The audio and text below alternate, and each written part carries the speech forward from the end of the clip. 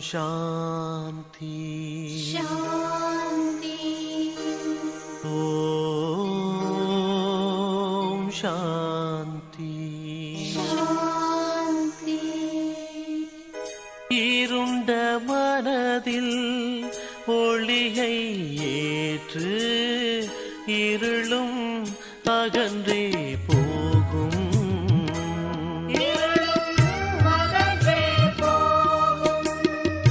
நீயோராத்மா சரீரம் அல்ல பரமாத்மாவின் செல்வம்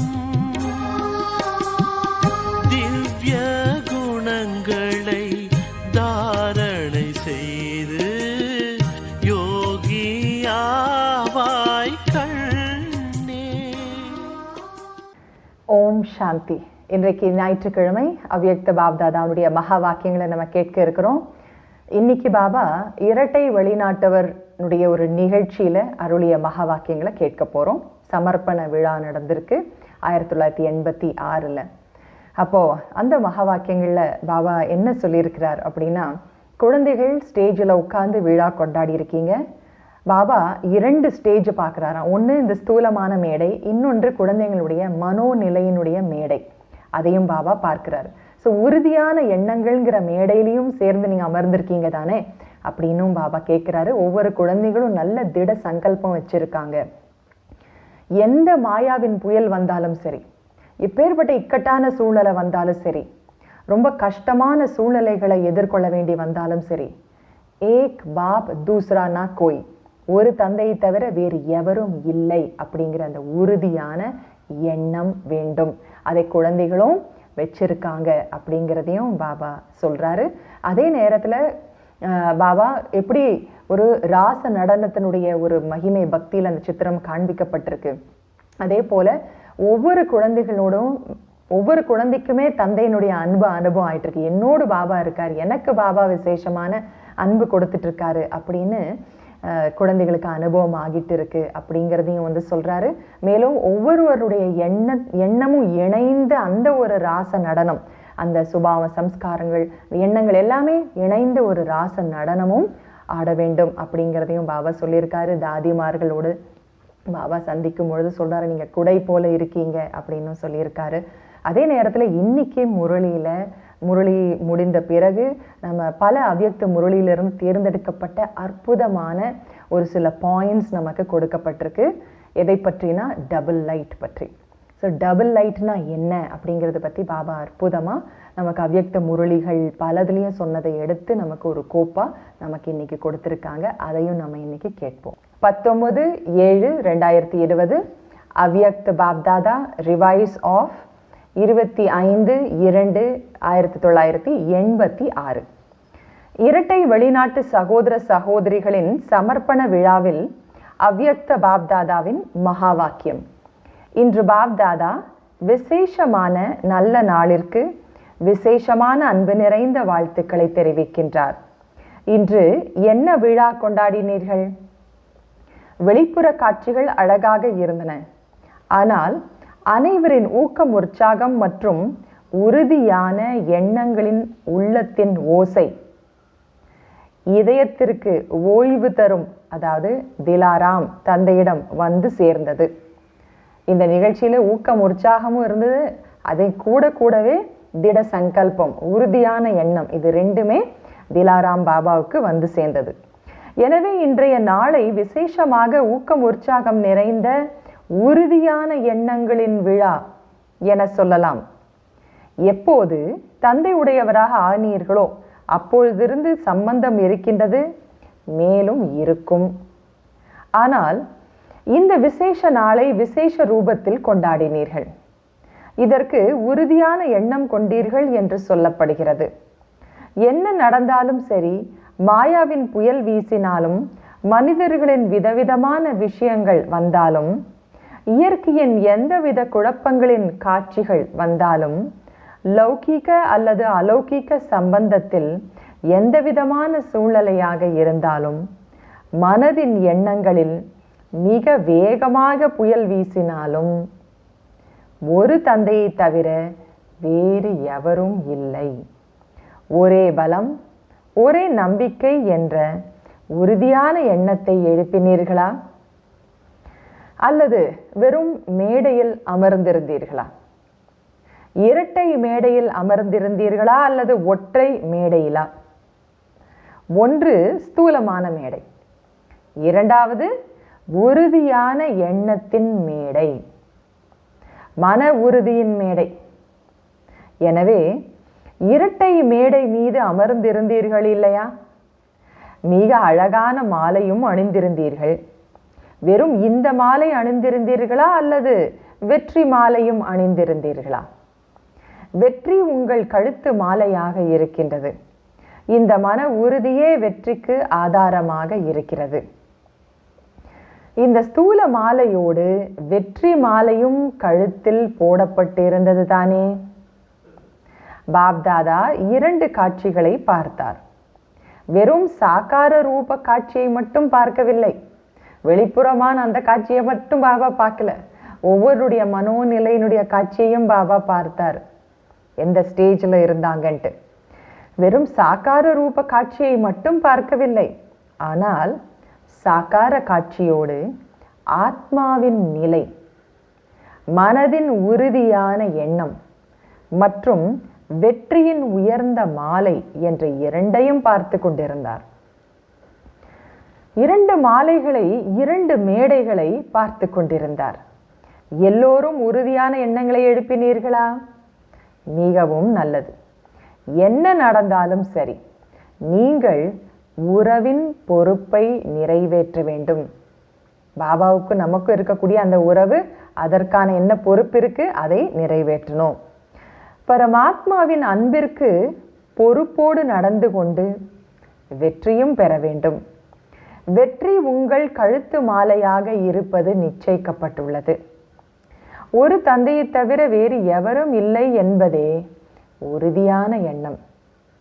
எப்போது ஒருவர் இருக்கிறாரோ அப்பொழுது ஒரே ரசனை என்ற நிலை தாமாகவும் எளிதாகவும் இருக்கும். எப்போ ஒரே ஒருவர் நமக்கு அப்படின்னு இருக்கும் பொழுது அந்த ஒரே ரசனைங்கிறது தாமாக இருக்கும். சர்வ சம்பந்தங்களின் அழியாத இணைப்பு இணைக்கப்பட்டிருக்கும். ஒருவேளை ஒரு சம்பந்தம் குறைவாக இருந்தாலும் தடுமாற்றம் ஏற்படும்.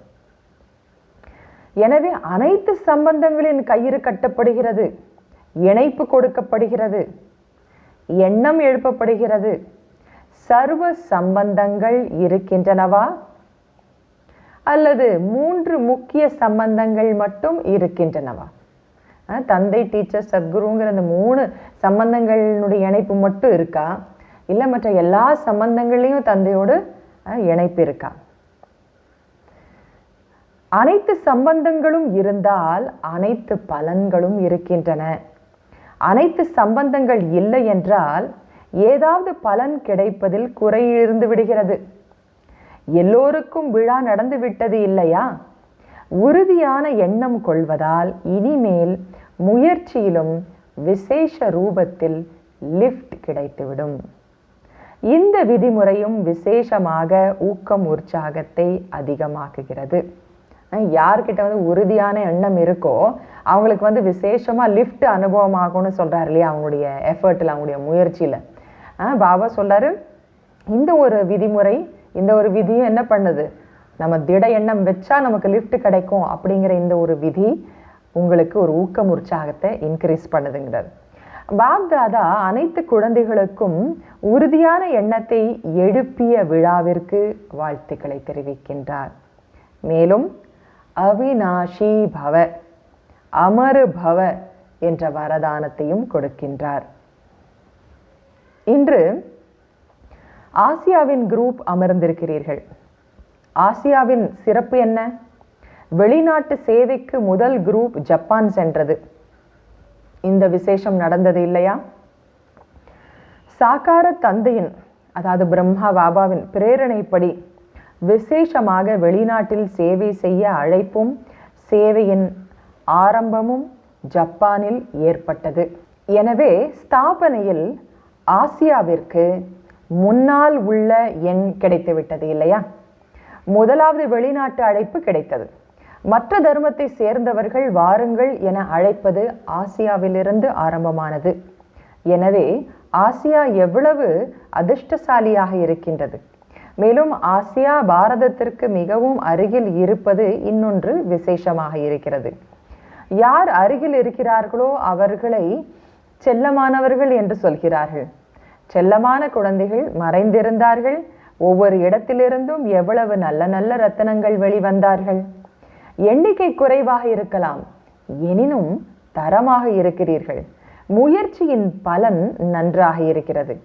இப்படியாக மெல்ல மெல்ல இப்பொழுது எண்ணிக்கை அதிகமாகிக் கொண்டிருக்கின்றது. எல்லோரும் அன்பானவர்களாக இருக்கிறீர்கள். ஒவ்வொருவரும் ஒருவர் பிறரை விட அதிக அன்பானவர்களாக இருக்கிறீர்கள். இது பிராமண குடும்பத்தின் விசேஷமாக இருக்கிறது. என்னுடைய அன்பு எல்லோரையும் விட அதிகமாக இருக்கிறது. மேலும் தந்தைக்கு என் மீது அதிக அன்பு இருக்கிறது. என்னை மட்டுமே பாப்தாதா முன்னே வைக்கின்றார் என ஒவ்வொருவரும் அனுபவம் செய்கிறீர்கள். எனவே பக்தி மார்க்கத்தவரும் ஒரு சித்திரத்தை மிக நன்றாக அர்த்தத்தோடு உருவாக்கி இருக்கிறார்கள். எல்லா குழந்தைகளுக்கும் என்ன அனுபவம் ஆகுதான், பாபா எனக்கு மட்டுமே ஸ்பெஷலா இருக்காரு, என் கூட தான் இருக்கார் அப்படிங்கிற மாதிரி ஒவ்வொரு குழந்தையும் அனுபவம் பண்ணிக்கிட்டு இருக்காங்க பாபாவுடைய அதிக அன்பை. அதனுடைய ஞாபகார்த்தம் பக்தி மார்க்கத்திலையும் நல்ல அர்த்தத்தோடு ஒரு சித்திரம் உருவாக்கி இருக்காங்க. ஒவ்வொரு கோபியரோடும் அந்த வல்லவர் அதாவது கிருஷ்ணர் இருக்கிறார். ஒரு ராதையோடு அல்லது 8 பட்டத்து ராணிகளோடு மட்டும் அல்ல, ஒரே ஒரு ராதையோடு மட்டும்தான் கிருஷ்ணர் டான்ஸ் ஆடுற மாதிரி காமிக்கல. ஒரு சித்திரத்துல என்ன இருக்கு, ஒவ்வொரு கோபிகாவோடுமே கிருஷ்ணர் நடனம் ஆடியது போல ஒரு சித்திரம் இருக்கு. ஒவ்வொரு கோபியரோடும் கோபி வல்லவர் இருக்கின்றார். எப்படி தில்வாடா கோவிலுக்கு செல்லும் பொழுது இது என்னுடைய சித்திரம் அல்லது என்னுடைய குடில் என பார்க்கிறீர்கள் இல்லையா? எனவே இந்த ராச நடன மண்டலத்திலும் உங்கள் எல்லோருக்கும் சித்திரம் இருக்கிறதா? இதைத்தான் மகாராஸ் அதாவது நடனம் என்று சொல்கிறார்கள். இந்த மகாராச நடனத்திற்கு மிகப்பெரிய புகழ் இருக்கின்றது. பாப் தாதாவிற்கு ஒவ்வொருவர் மீதும் ஒருவர் பிறரை விட அதிக அன்பு இருக்கின்றது. பாப் தாதா ஒவ்வொரு குழந்தையின் சிறந்த பாக்கியத்தை பார்த்து மகிழ்ச்சி அடைகின்றார். யாராக இருந்தாலும் கோடியில் ஒருவராக இருக்கிறார். கோடான கோடி பாக்கியவானாக இருக்கிறார். உலகின் கணக்கில் பார்த்தால் இத்தனை கோடி மனிதர்களில் நீங்கள் வெகு சிலராக இருக்கிறீர்கள். ஜப்பான் எவ்வளவு பெரியதாக இருக்கிறது. அதில் தந்தையின் குழந்தைகள் எத்தனை பேர் இருக்கிறீர்கள்? கோடியில் ஒருவராக இருக்கிறீர்கள் இல்லையா?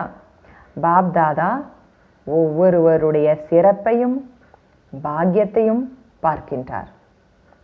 கோடியில் ஒரு செல்லமான குழந்தையாக இருக்கிறீர்கள். தந்தையை பொறுத்தவரை அனைவரும் விசேஷ ஆத்மாக்களாக இருக்கிறீர்கள். தந்தை ஒருவரை சாதாரணமாகவும் ஒருவரை சிறந்தவராகவும் பார்ப்பதில்லை. அனைவரும் விசேஷமானவர்களே. இந்த பக்கம் இன்னும் அதிகமாக வளர வேண்டும்.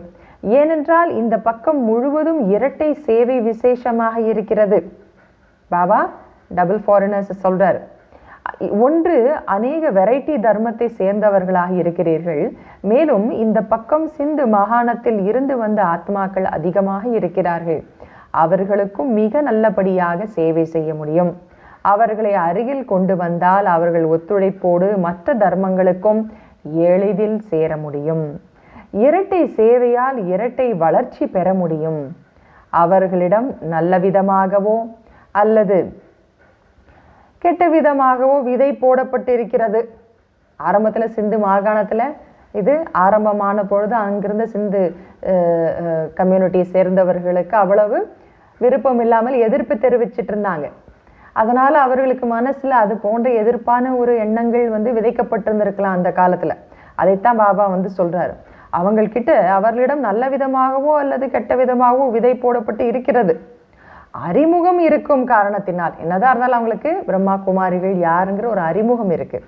அவர்களிடம் அறிமுகம் இருக்கும் காரணத்தால் எளிதில் சம்பந்தத்தில் வர முடியும், அதிக சேவை செய்ய முடியும். ஏனென்றால் இது அனைத்து ஆத்மாக்களின் குடும்பமாக இருக்கிறது. பிராமணர்கள் அனைத்து தர்மங்களிலும் பரவி இருக்கிறார்கள். பிராமணர்கள் போகாத தர்மம் என்று எந்த ஒரு தர்மமும் இல்லை. இப்போது எல்லா தர்மங்களில் இருந்தும் இங்கே வந்து கொண்டே இருக்கிறார்கள். மேலும் யார் பிராமண குடும்பத்தை சேர்ந்தவர்களோ அவர்கள் நம்மவர்களாக தோன்றுகிறார்கள் தானே. ஏதோ கணக்கு வழக்கின் காரணத்தினால் சென்று விட்டார்கள், இப்பொழுது மீண்டும் சொந்த குடும்பத்திற்கு வந்து விட்டீர்கள். எங்கெங்கிருந்தோ வந்து தனது சேவையின் பாக்கியத்தை பெற நிமித்தமாகி விட்டீர்கள், அதாவது கருவியாகி விட்டீர்கள். இது ஒன்றும் குறைந்த பாக்கியம் கிடையாது, மிக சிறந்த பாக்கியமாக இருக்கிறது. மிக பெரிய புண்ணிய ஆத்மாக்களாக மாறிவிட்டீர்கள். மகாதானிகளின் மகா சேவாதாரிகளின் பட்டியலில் வந்துவிட்டீர்கள். எனவே பொறுப்பாளி ஆகுவதும் ஒரு விசேஷ பரிசாக இருக்கிறது. மேலும் இரட்டை வெளிநாட்டவருக்கு இந்த பரிசு கிடைக்கிறது. கொஞ்சம் அனுபவம் பெற்றவுடனே சென்டரை உருவாக்க நிமித்தமாகி விடுகிறீர்கள். எனவே இதுவும் கடைசியில் வந்தாலும் விரைவாக செல்வதற்கேற்ற விசேஷ பரிசாக இருக்கிறது. சேவை செய்வதால் பொறுப்பாக இருக்கும் நாம் என்ன செய்கிறோமோ, அதாவது எப்படி நடந்து கொள்கிறோமோ, அதை போல நம்மை பார்த்து மற்றவரும் செய்வார்கள் என்ற நினைவு பெரும்பாலானவரிடம் இருக்கின்றது. எனவே இது இரட்டை கவனமாக இருக்கிறது. இரட்டை கவனம் இருக்கும் காரணத்தினால் இரட்டை லிஃப்டாக மாறிவிடுகிறது. இரட்டை அயல் நாட்டவரின் இரட்டை லிஃப்ட் என்னவென்று புரிகின்றதா? இப்போது எல்லா பக்கமும் நிலம் நல்லதாக மாறிவிட்டது. ஏர் உழுத பிறகு நிலம் சரியாகி விடுகிறது தானே. பிறகு பழங்கள் நல்லதாகவும் எளிதாகவும் கிடைக்கின்றது. நல்லது. ஆசியாவின் பெரிய மைக்காக இருப்பவரின் சப்தம் பாரதத்தில் விரைவில் கேட்க வேண்டும். எனவே அப்பேற்பட்ட மைக்கை தயார் செய்யுங்கள். அதனால பாபா சொல்லார், இந்தியாவை தவிர மற்ற ஆசியா கண்டத்தில் இருக்கக்கூடிய நாடுகளில் சேவை செய்கிறதை பற்றி பாபா சொல்லும்பொழுது சொல்லார், அங்கே இருக்கக்கூடிய ஒரு பெரிய மைக் வந்து பாரதத்தில் அவர்களுடைய ஒலி கேட்கணுங்கிறார். அந்த மாதிரி தயார் பண்ண சொல்லி அந்த வெளிநாட்டு குழந்தைகளுக்கு பாபா சொல்றார். அடுத்ததாக பெரிய தாதிமார்களோடு உங்களுக்கு என்ன மகிமை பாடுவது? சமுத்திரத்தை மையாக்கி பூமியை காகிதமாக்கி என தந்தையை பற்றி சொல்கிறார்களே, அதே போல அனைத்து தாதிகள் உங்களுக்கும் புகழ் இருக்கின்றது. ஒருவேளை புகழை சொல்ல ஆரம்பித்தால் இரவு பகல் கடந்து ஒரு வார பாடமாக ஆகிவிடும். நன்றாக இருக்கிறீர்கள். அனைவரின் ராச நடனமும் நன்றாக இருக்கின்றது. அனைவரின் ராசியும் ஒத்துப்போகின்றது. அதாவது என்ன சொல்லார் பாபா? மூத்த சகோதரிமார்களிடம் தாதிமார்களிடம் அவர்கள் ஒருவருக்கொருவர் நல்லா இணைந்து அன்போடு ஒற்றுமையா இணைந்து இருக்கிறது தான் பாபா ராச நடனம்னு சொல்லார். உங்களுடைய ராச நடனம் நல்லா இருக்குங்கிறார். மேலும் அனைவரும் நன்றாக ராச நடனம் ஆடுகிறீர்கள். கையோடு கை கோர்ப்பது என்றால் எண்ணங்கள் இணைவது, அதுவே ராச நடனம். எனவே பாப் தாதா தாதிகளின் இந்த ராச நடனத்தை பார்த்து கொண்டே இருக்கிறார். இதுவே 8 ரத்தினங்களின் ராச நடனமாக இருக்கின்றது. தாதிகள் நீங்கள் குடும்பத்தின் விசேஷ அலங்காரமாக இருக்கிறீர்கள். ஒருவேளை அலங்காரம் இல்லை என்றால் அழகாக இருக்காது. எனவே அனைவரும் அதே அன்போடு பார்க்கிறார்கள். அடுத்ததாக பிரிஜேந்திரா தாதி அவர்களோடு பாப்தாதாவனுடைய மகா வாக்கியம். அவர்கள் பிரம்மா பாபாவனுடைய லௌகிகத்துல மருமகளாக இருந்தாங்க. பிரிஜேந்திரா தாதியோடு குழந்தை பருவத்தில் இருந்து லௌகிகத்திலும் அலௌகிகத்திலும் அலங்காரம் செய்து கொண்டே இருப்பதால் அலங்காரம் செய்து செய்து அலங்கரிக்கப்பட்டவராக மாறிவிட்டீர்கள். அப்படித்தானே? பாப் தாதாவின் மகாவீர் மகாரதி குழந்தைகளை எப்போதும் நினைவு என்ன செய்வது? ஆனால் அவர்கள் மூழ்கியே இருக்கிறார். அவங்களாம் நினைவுங்கிறது என்ன செய்யறது? பாபா சொல்லார், அவங்க நினைவுல மூழ்கியே இருக்காங்க. யாரு மூழ்கியவராக இருக்கிறாரோ அவருக்கு நினைவு செய்யும் அவசியம் இருப்பதில்லை. பாப்தாதா சதா ஒவ்வொரு விசேஷ ரத்தினத்தையும் உலகின் முன்னால் பிரத்யட்சம் செய்கின்றார். எனவே உலகின் முன் பிரத்யட்சம் ஆகும் விசேஷ ரத்தினமாக இருக்கிறீர்கள். அனைவரிடமிருந்தும் மகிழ்ச்சியின் எக்ஸ்ட்ரா உதவி கிடைக்கின்றது. உங்கள் மகிழ்ச்சியை பார்த்து அனைவருக்கும் மகிழ்ச்சியின் ஊட்டச்சத்து கிடைக்கின்றது. எனவே நீங்கள் அனைவரின் ஆயுளையும் அதிகமாக்குகின்றீர்கள். பாபா சொல்றாரு தாதிமார்கள் கிட்ட, உங்களுடைய மகிழ்ச்சி மற்றவங்களுக்கும் உங்களை பார்த்து மற்றவர்களுக்கும் மகிழ்ச்சியினுடைய ஒரு எக்ஸ்ட்ரா ஹெல்ப் கிடைக்குது, அவங்களுடைய ஆயுளை அதிகமாக்குறீங்கன்னு சொல்றார். அதனால் அனைவரது அன்பின் ஆசீர்வாதம் கிடைத்து கொண்டே இருக்கின்றது. இப்போது நிறைய வேலை செய்ய வேண்டும். நீங்கள் குடும்பத்தின் அலங்காரமாக இருக்கிறீர்கள். எல்லோரும் எவ்வளவு அன்போடு பார்க்கிறார்கள். ஒருவருடைய குடை அகற்றப்பட்டால் அது எப்படி இருக்கும்? குடை உடையவர் ஒருவேளை குடை இல்லாதவராக இருந்தால் எப்படி இருக்கும்? எனவே நீங்கள் எல்லோரும் குடும்பத்தின் குடையாக இருக்கிறீர்கள். அடுத்ததாக நிர்மல் சாந்தா தாதி, பிரம்மா பாபாவுடைய லௌகிக மகள் நிர்மல் சாந்தா தாதியோடு, உங்கள் நினைவு சின்னத்தை எப்பொழுதும் மதுவனத்தில் பார்த்து கொண்டே இருக்கிறீர்கள். நினைவு செய்வதற்கே நினைவு சின்னம் இருக்கிறது. ஆனால் உங்கள் நினைவு சின்னமாக மாறிவிடுகிறது. போக வர குடும்பத்தில் உள்ள அனைவருக்கும் பொறுப்பேற்றுள்ள ஆதார மூர்த்தி நினைவிற்கு வந்து கொண்டே இருக்கிறது. எனவே ஆதாரமூர்த்தியாக இருக்கிறீர்கள். ஸ்தாபனை காரியத்தில் ஆதாரமூர்த்தி உறுதியாக இருந்த காரணத்தால் இந்த வளர்ச்சி ஏற்பட்டது. முன்னேற்றத்தின் கட்டடம் எவ்வளவு உறுதியாக இருக்கிறது? காரணம் ஆதாரமாக இருப்பவரின் உறுதி. நல்லது. அடுத்தது அவ்யக்த முரளியிலிருந்து தேர்ந்தெடுக்கப்பட்ட ஒரு சில மகா வாக்கியங்கள். டபுள் லைட் ஆகுங்கள், அந்த தலைப்பில் டபுள் லைட் ஆகுங்கள். அவ்யக்த முரளிகளிலிருந்து தேர்ந்தெடுக்கப்பட்ட விலை மதிப்பற்ற ரத்தினங்கள். முதலாவது, டபுள் லைட் என்றால் ஆத்மஸ்வரூபத்தில் உறுதியாக இருப்பது. அதனால் லேசாக ஆகுவது தாமாகவே ஏற்படுகிறது. அப்படிப்பட்ட டபுள் லைட்டையே ஃபரிஷ்தா என்று சொல்கிறார்கள். ஃபரிஷ்தா ஒரு பொழுதும் எவருடைய பந்தனத்திலும் கட்டுப்படாது. இந்த பழைய உலகின் பழைய தேகத்தின் கவர்ச்சியில் வராது. ஏனென்றால் அது டபுள் லைட்டாக இருக்கிறது. அடுத்த பாயிண்ட், டபுள் லைட் என்றால் எப்பொழுதும் உயரும் கலையை அனுபவம் செய்யக்கூடியவர்.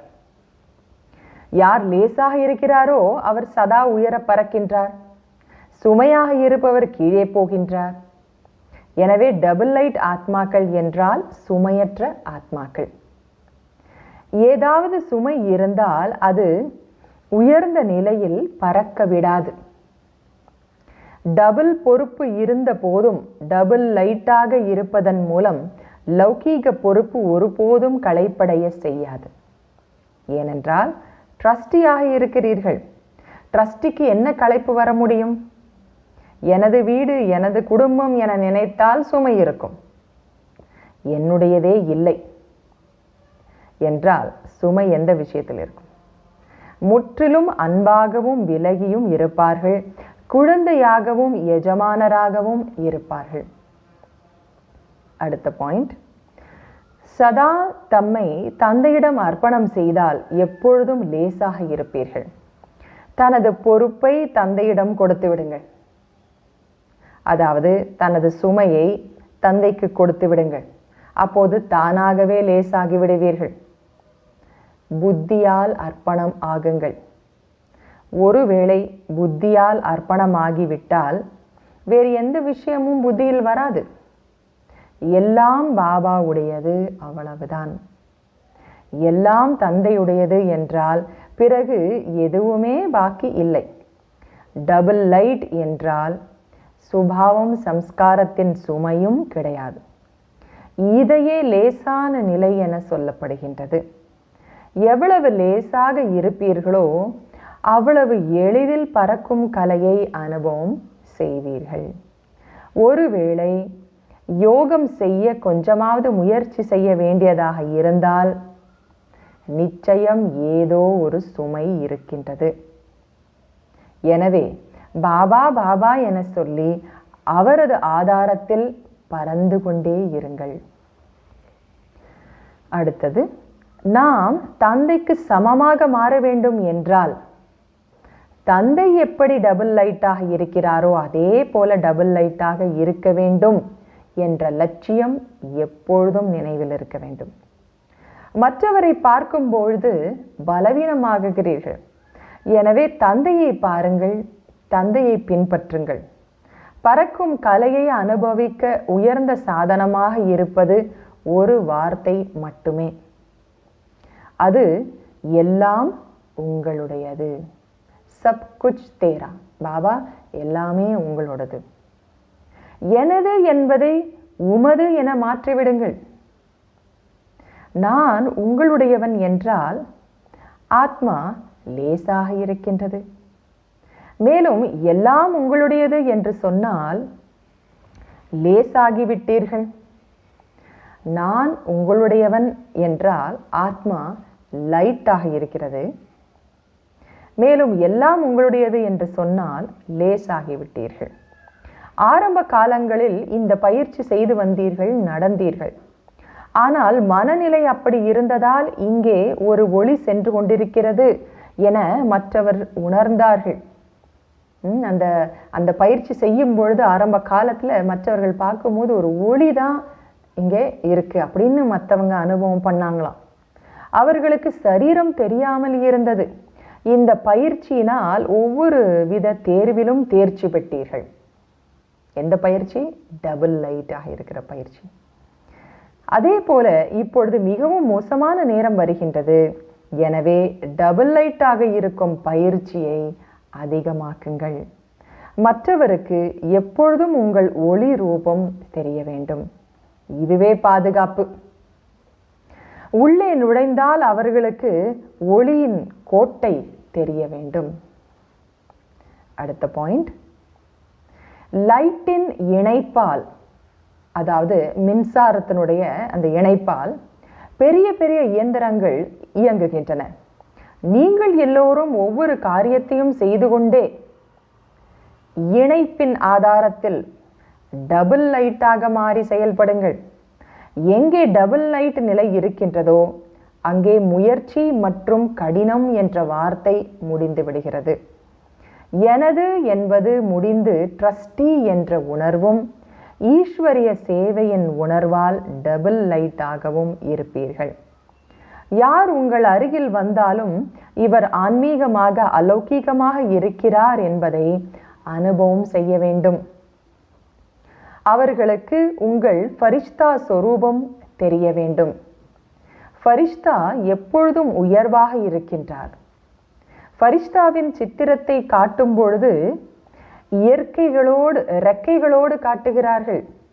ஏனென்றால் அவர் பறக்கும் பறவையாக இருக்கின்றார். அடுத்த பாயிண்ட், சதா மகிழ்ச்சியின் ஊஞ்சலில் ஆடுபவராக, அனைவருடைய தடைகளையும் அழிப்பவராக அல்லது கடினங்களையும் எளிதாக்குபவராக மாற உங்கள் எண்ணங்களில் உறுதியும் உங்களுடைய ஸ்டேஜ், அதாவது நிலையில் டபுள் லைட்டும் இருக்க வேண்டும். சதா மகிழ்ச்சியில் ஊஞ்சலில் ஆடுபவராக இருக்கணும்னா அனைவருடைய தடைகளையும் அழிப்பவராக அல்லது கடினங்களை எளிதாக்குபவராக மாறணும். அப்படின்னா பாபா என்ன சொல்லாரு? உங்கள் எண்ணங்களில் உறுதியும் உங்களுடைய நிலையில் டபுள் லைட் ஸ்டேஜ் இருக்க வேண்டும். என்னுடையது என எதுவும் இல்லை, எல்லாம் தந்தையுடையது. எப்போது சுமையை தன் மீது வைத்துக் கொள்கிறீர்களோ அப்பொழுது எல்லா விதமான தடைகளும் வருகின்றன. என்னுடையது என்பது இல்லை என்றால் தடையே இல்லை. சதா தன்னை டபுள் லைட்டாக உணர்ந்து சேவை செய்து கொண்டே செல்லுங்கள். சேவையில் எந்த அளவு லேசாக இருப்பீர்களோ அந்த அளவு எளிதில் பறப்பீர்கள், மற்றவரையும் பறக்க வைப்பீர்கள். டபுள் லைட்டாக மாறி சேவை செய்ய வேண்டும். நினைவில் இருந்து சேவை செய்ய வேண்டும். இதுவே வெற்றிக்கு ஆதாரமாக இருக்கின்றது. அடுத்த பாயிண்ட், பொறுப்புகளை நிறைவேற்றுவது அவசியமாக இருக்கிறது. எனினும் எவ்வளவு பெரிய பொறுப்பு இருக்கிறதோ அவ்வளவு டபுள் லைட்டாக இருக்க வேண்டும். பொறுப்பை நிறைவேற்றும் பொழுது பொறுப்பின் சுமையிலிருந்து விலகி இருக்க வேண்டும். அப்படி இருப்பவரையே தந்தைக்கு பிரியமானவர் என சொல்கிறார்கள். என்ன செய்ய? அதிக பொறுப்பு இருக்கிறதே, இதை செய்வதா வேண்டாமா? இது மிக கடினமான காரியம். என பயப்படாதீர்கள். இப்படி யோசிப்பது சுமையாக இருக்கிறது. டபுள் லைட் என்றால் இதிலிருந்தும் விலகி இருப்பது. இந்த அனாவசியமான எண்ணங்கள் முடியுமா முடியாதா இந்த மாதிரியான அனாவசியமான எண்ணங்கள்லிருந்தும் விலகி இருக்கிறது தான் டபுள் லைட். எந்த ஒரு பொறுப்பான செயலிலும் குழப்பத்தின் சுமை இருக்கக்கூடாது. சதா டபுள் லைட் நிலையில் இருப்பவர் நிச்சயமாக புத்தியோடும் கவலை இல்லாமலும் இருப்பார். பறக்கும் கலையில் இருப்பார். பறக்கும் கலை என்றால் மிக உயர்ந்த நிலை. அவரது புத்தி வடிவ பாதம் தரையில் இருக்காது. அதாவது தேக உணர்விலிருந்து விலகி இருப்பார். யார் தேக உணர்விலிருந்து தேக உணர்வு என்ற பூமிக்கு மேலே இருக்கின்றாரோ அவர் சதா ஃபரிஷ்தாவாக இருக்கின்றார். கடைசி பாயிண்ட், இப்பொழுது டபுள் லைட்டாக ஆகி தெய்வீக புத்தி என்ற விமானத்தின் மூலமாக மிக உயர்ந்த உச்சி நிலையில் உறுதியாக இருந்து உலகில் உள்ள அனைத்து ஆத்மாக்களுக்கும் லைட் மற்றும் மைட், அதாவது ஒளி மற்றும் சக்தியின் நல் எண்ணங்கள் மற்றும் உயர்ந்த விருப்பங்களின் உதவி செய்யும் அலைகளை பரப்புங்கள்.